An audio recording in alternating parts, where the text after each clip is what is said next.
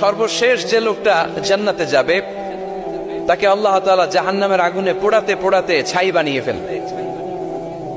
আল্লাহ বলবেন, জিব্রাইল যাও একটু দেখো, একটা মাত্র সেজদা দিয়েছে আমাকে, এরকম কাউরে পাওয়া যায় কিনা, বাটি চালান দিয়ে দেখো পাওয়া যায় কিনা।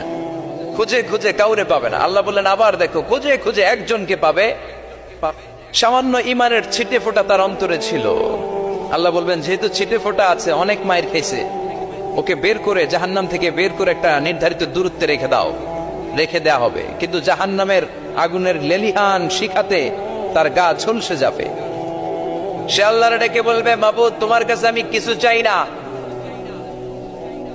জাহান্নাম থেকে তুমি আমাকে বের করেছো, জীবন নদীর পানি তুমি আমার গায়ের মধ্যে ঢেলে দিয়েছো, আমি আবার সজীবতা ফিরে পেয়েছি, আমি তোমার কাছে জান্নাত চাই না, শুধু নিরাপদ একটা দূরত্বে আমাকে রেখে আসো, যাতে জাহান্নামের আগুন আমারে কষ্ট দিতে না পারে। আল্লাহ আমি কিন্তু তোমার কাছে জান্নাত চাই না। কি চাই না? কি চাই না? জান্নাত চাই না, কিন্তু জাহান্নামের আগুন আমারে কষ্ট দিচ্ছে, এতটা দূরত্বে রাখো যাতে জাহান্নামের আগুন আমার গায়ে না লাগে। আল্লাহ বললেন ওকে রাখবো, কিন্তু আমার সাথে একটা কন্ট্রাক্টে যেতে হবে, যে এটা তোমাকে দিলে তুমি আর নতুন করে কিছু চাবা না। সে বলবে আমি রাজি, কন্ট্রাক্ট হয়ে যাবে। আল্লাহ জিব্রাইলকে বলবেন যাও এমন দূরত্বে রাখো যাতে জাহান্নামের আগুন ওরে কষ্ট না দেয়। রেখে আসা হবে, অনেক দিন সে ওখানে আনন্দে থাকবে, আল্লাহ শুকরিয়া করবে। সে মনে মনে বলবে বেঁচে গিয়েছি, আমি বেঁচে গিয়েছি, জীবনে আর কিছু চাই না, জাহান্নাম থেকে আমি বেঁচে গিয়েছি। অনেকদিন থাকার পরে মনে মনে ভাববে পাইসা তো গেছি, কিন্তু নতুন করে একটু ট্রাই করে দেখি, জাহান্নামের সৌন্দর্যের দৃশ্য একটু চোখ দিয়ে অবলোকন করা যায় কিনা। সে আল্লাহরে ডেকে বলবে, আল্লাহ ইনদি সুআল, আমার একটা ফরিয়াদ আছে। কি ফরিয়াদ? আল্লাহ আগেই বলে রাখি আমি কিন্তু জান্নাতে যেতে চাই না। আল্লাহ বলবেন কি চাও?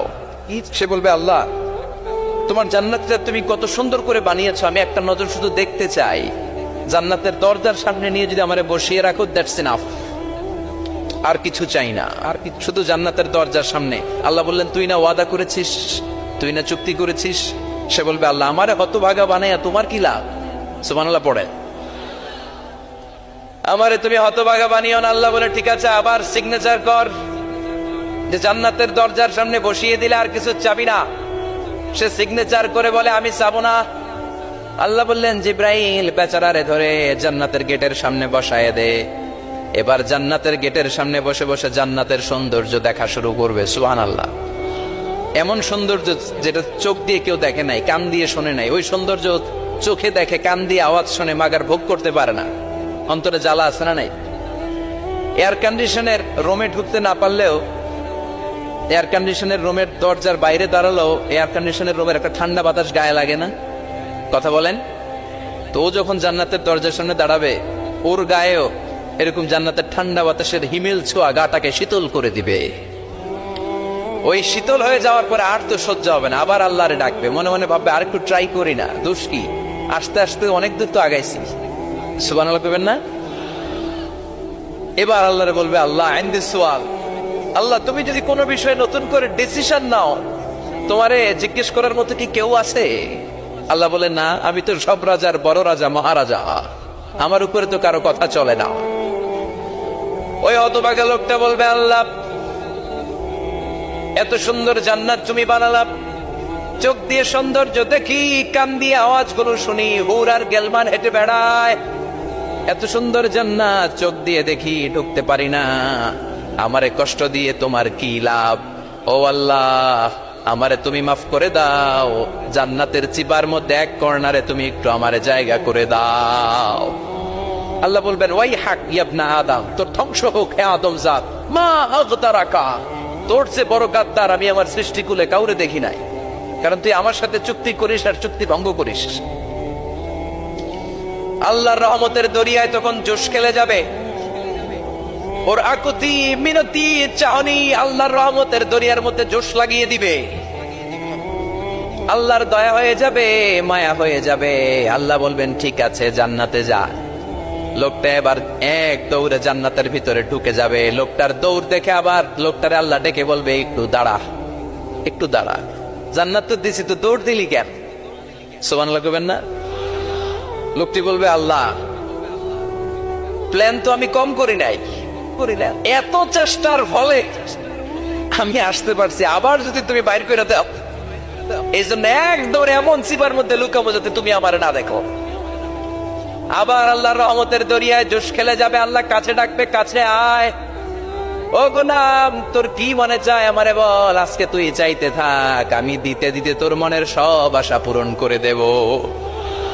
লোকটা খুশি হয়ে বলবে, আল্লাহ আমারে এটা দাও, বাড়ি দাও, গাড়ি দাও, নারী দাও, এটা দাও, ওটা দাও, একের পর এক চাইতে থাকবে, আল্লাহ সব তারে দিতে থাকবে। চাইতে চাইতে লোকটার সব চাওয়া যখন শেষ, সে বলবে, আল্লাহ আর আমার চাওয়ার কিছু নাই। আল্লাহ বলেন, নো, এত তাড়াতাড়ি যে তুমি খেলা শেষ করতে পারবা না মানুষ, আমার সাথে তোমার এই খেলা আরো লম্বা সময় চলতে হবে, তোমার অনেক কিছু চাইতে হবে। তুই আজকে চাইতে চাইতে তোর সব চাও আমার কাছে বলবি, আর আমি দিতে দিতে তোর জীবন ধন্য করে দেব। সে আবার চাইতে শুরু করবে, আল্লাহ এটা দাও, ওটা দাও, ওটা দাও, আল্লাহ দিতে দিতে সব দিবে। এরপরে বলবে, আল্লাহ মাফও চাই, দোয়াও চাই, আর চাওয়ার কিছু নাই। আল্লাহ বলবেন, তাই ঠিক আছে, তোরে আমি জান্নাতে ঢুকাই দিলাম, তবে মনে রাখিস তোর জান্নাতটা হবে সবচেয়ে ছোট জান্নাত, আর তোর জান্নাতটা হবে এই পৃথিবীর 10 গুণ। চিল্লা এখন সুবহানাল্লাহ। বুখারীর বর্ণনা, আখিরু মান দাখালাল জান্নাহ, যে লোকটা সর্বশেষ অনেক মাইর খাইয়া রিমান্ডে থাকার পরে জান্নাতে ঢুকবে, তার জান্নাতটা যদি পৃথিবীর 10 গুণ হয়, তাহলে আমাদের সবাইরে ফেরদাউসে ঢুকাতে আল্লাহর কোনো সমস্যা আছে? চিল্লায় বলেন, সমস্যা আছে? এজন্য আমরা আল্লাহর কাছে কোন জান্নাত চাই? কথা বলেন। রব্বুল আলামিন বলেন, ওয়াসিকাল্লাযীনা ইত্তাকাউ রাব্বাহুম ইলাল জান্নাতি যুমারা হাত্তা ইযা জাউহা ওয়া ফুতিহাত আবওয়াবুহা ওয়া ক্বালা লাহুম খাযানাতুহা সালামুন আলাইকুম তিবতুম ফাদখুলুহা খালিদিন। সুবহানাল্লাহ পড়েন। আমরা এবার জান্নাতে ঢুকবো। সব জান্নাতীদেরকে নিয়ে আল্লাহ তাআলা বলবেন, ও ফেরেশতারা, আমার জান্নাতীদেরকে তোমরা ওয়েল রিসেপশন দিয়ে, রেড কার্পেট রিসেপশন, লাল গালিচার সংবর্ধনা দিয়ে জান্নাতে নিয়ে যাও। ফেরেশতারা পেছন থেকে আল্লাহকে যারা ভয় করে জান্নাতের উপযুক্ত হয়েছে সবাইকে নিয়ে জান্নাতে ছুটবে। অমিয়া, কোন প্রোগ্রামে যদি মন্ত্রী আসে, মেম্বার অফ দ্য পার্লামেন্ট আসে, কিংবা প্রধানমন্ত্রী আসে, ওনার শুভাগমন উপলক্ষে আমরা অনেকগুলো ওয়েলকামিং রিসেপশন গেট বানাই না? কথা বলেন। সুজানগরে বোধহয় বানায় টানায় না, আজকের মাহফিলের তো কয়েকটা গেট দেখলাম আমি, বানাই না আমরা ওয়েলকামিং রিসেপশন গেট।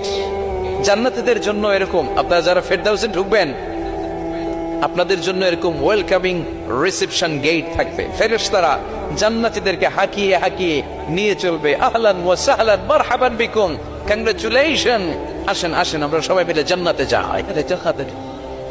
জান্নাতীরা আনন্দের চোটে ছুটবে আর ছুটবে।